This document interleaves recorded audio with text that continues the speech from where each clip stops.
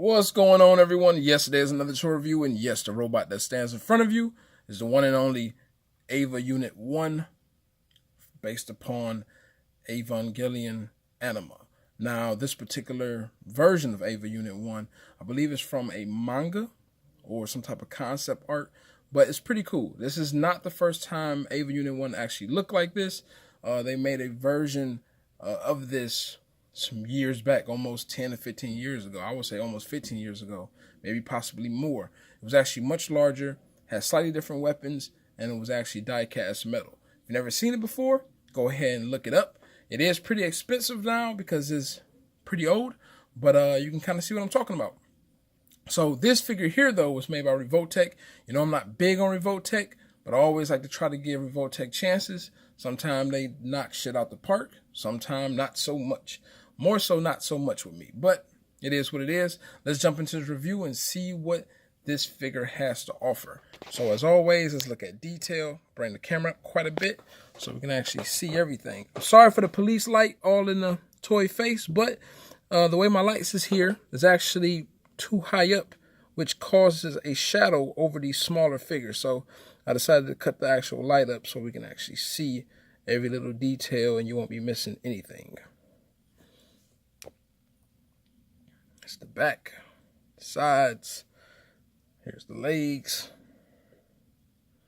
And they did a pretty good job on paint work, not too messy. It's actually pretty clean. All right. Now, as for the height, this particular figure is taller than the usual. Bring this camera down quite a bit. So that's to kind of give you a general idea. Here is a Figma, and that should show you exactly how much this figure actually towers over your standard Revoltech or Figma figures. All right. Now, this figure didn't come with a crazy bunch of accessories, but it came with quite a little bit going on. You're actually going to receive 2 booster effects, and I'll show you how it looks when it's open versus when it's closed. This is when it's closed. This is when it's open. It is on a hinge joint that pops right into the back itself. So what I'm going to do, I'm going to head and pop this in the back now. So that way, as I show you the accessories, I can be showing you how everything works. Because I only get 10 seconds. Well, not 10 seconds, 10 minutes. And that way it won't be a super long review. And shit won't have to be a part 2 to anything. So, there we go. So that is in the back itself. So you got some good old wings going on here. And they're fairly large, you can see for yourself. But it is a really nice effect once you actually place it upon the figure. So that is that. All right. Now you're going to receive a rifle.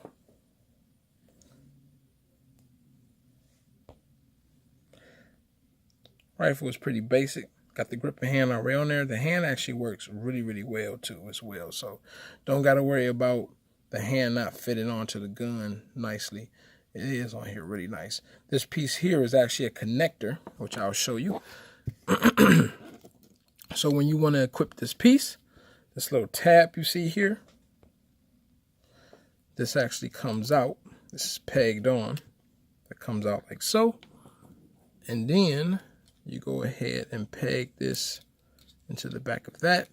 Just be kind of careful because the little peg that's on there, I won't lie to you, it's pretty crappy in my opinion. You don't want to break the little peg that's on there that holds the rifle. So, but that's how it actually equips onto the back itself.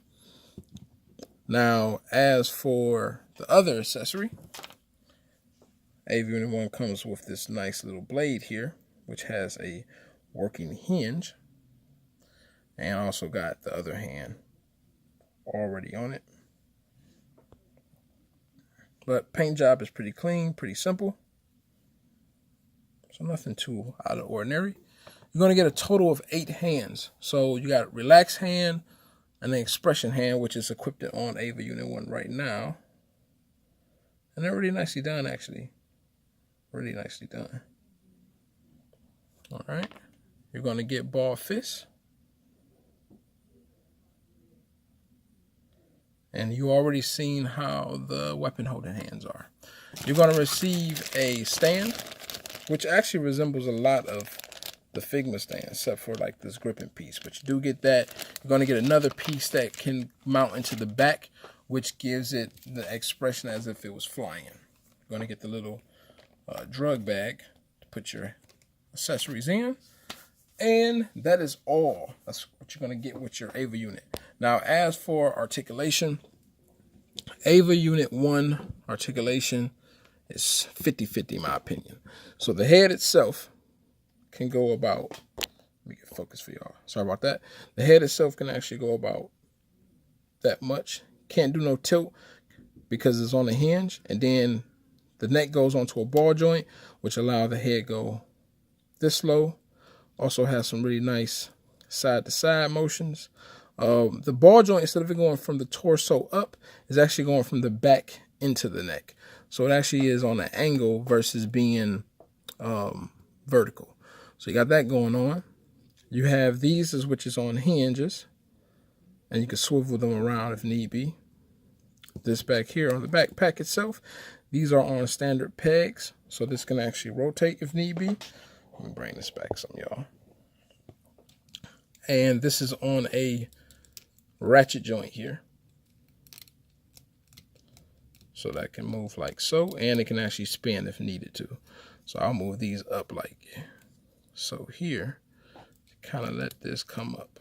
So it won't be so much in the way. But you got that. On the arms, this part, I'm not going to lie, is pretty crappy because it's on a hinge, which is attached to a ball joint. It's nice further as moving it around in certain aspects, but you can already see that the arms actually bump directly into the fins. So this wasn't a really good design. These should have been pushed back, or the fin should have been attached to the arms itself, kind of like all the other Ava units that was always created. And it's not an excuse because in actuality, I've owned smaller Avas that had better thought out design. So this was just a bad design. Going down to the elbow, single hinge, not on a ratchet joint, but you get a nice amount of range. You're going to get a hinge on the wrist, which has a nice amount of range as well. Obviously, it can do a full 360 spin there. You get a bend going forward like so. Get a nice bend going back, which is nice as well. You're going to get rotation in the waist. Just be careful. You don't want no type of paint rub going on. You can't really do any side-to-side bends just because this is on the hinge joint. So you might have to move the hinge itself first if you want to do that. Going down, which my least favorite part of all Revoltech figures, which is the hip joint. They're on ball joints, right? So you only get about this much width. You get about that much clearance going forward, that much clearance going backwards. You get this shitty, ugly cut in the thigh. That's supposed to be a swivel, which is really, really weird. You do need it, though, because you can see right above the thigh guard and the hip, these can collide, which obviously can do scratch paint or just won't allow you to get a pose. So you do need that swivel to be there. You can swivel at the knee joint if need be, top or bottom. You do get a nice ratchet joint there that hold a pose, and you can maneuver the limb around to kind of get the pose you want. You get this on the hinge as well. This can rotate inside the knee or into the fin itself. This is a pegged on guard, so this doesn't move. The ankle itself has a nice amount of range though. You get a nice pivot off to the side, and you get a stiff ass toe joint. There you go. So that is all that you're going to receive with this figure. Oh yeah, and the actual thigh guards can move a little bit because it's on the hinge, and you can swivel a little bit to kind of work with your pose. But that is it. So hopefully this review actually helped. Definitely tell me what you think about the figure, if you already got it, if you're looking forward to it, or not so much. But once again, please subscribe, like, and thank you for checking out the review. Hope y'all take care.